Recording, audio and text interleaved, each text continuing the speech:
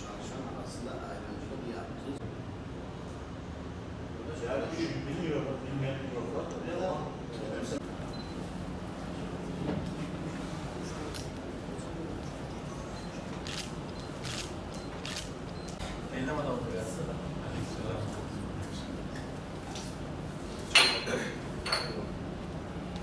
Hükümetin masaya sunduğu 2020 ve 2021 yıllarında maaş ve ücretlere yansıtılacak artışlarla ilişkin teklifleri hatırlayalım.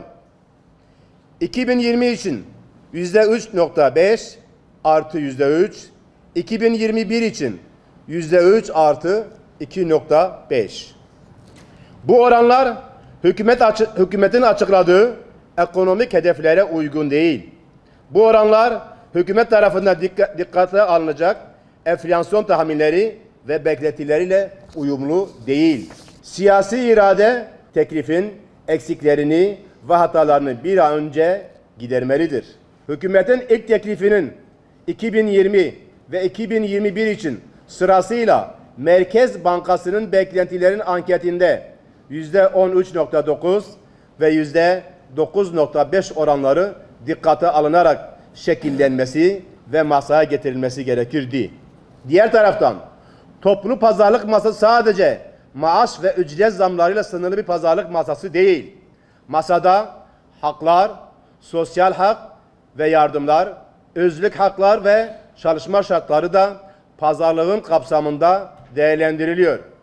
Hükümetin masaya sunduğu ilk teklifte ek göstergeden kademe derece sınırlamasının kaldırılmasında, tekliflerimizde yer alan taban aylığı sayanen zamdan, refah payına, sözleşmeli personelin kadroya geçirilmesinden, kılık kıyafet yasasının kaldırılmasına, gelir vergisi mağduriyetin son bulmasından, dayanışma aidatı ve toplu sözleşme ikramiyesine, yerel yönetim seçimleri sonrası iş güvencesine ve sendikal haklara yönelik saldırılardan, keyfi ve eziyet edici geçici görevlendirmeye, genel toplu sözleşme kapsamında ki birçok konu başlığı hiçbir şekilde dikkate alınmamış ve bunlarla ilgili teklif içeriye yer verilmemiştir.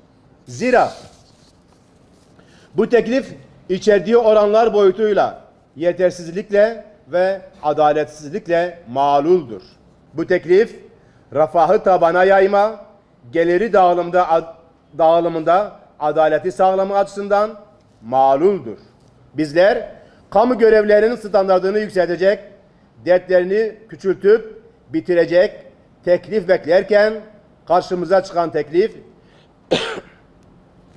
vaat ettiği standart düşük, ürettiği skandal büyük niteliktedir. Biz Cumhurbaşkanı hükümet sisteminin ilk toplu sözleşmesinin imzaya çağıran bir içerikle yürütülmesini beklerken nizaya ve sahaya çağıran bir teklifle karşılaştık. Bu teklif tamamıyla ifadelerle zenginleştirmeye ihtiyacı var. İşveren ve emek kesiminin birbirinden uzaklaştıracak, bu teklifi bir kenara koyup uzlaşmayı sağlayacak yeni bir teklif için yeterli zaman, bu teklifin maliyetini karşılayacak bütçede imkan var olduğuna inanıyoruz. Biz eski Türkiye'nin vehimlerinden beslenen değil, yeni Türkiye'nin güvenine yaslanan bir teklif istiyoruz.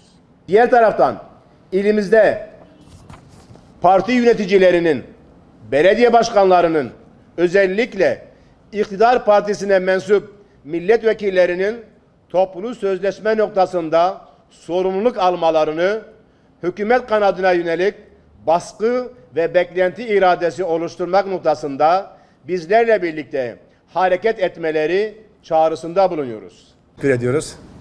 Bir alkışla bunu protesto.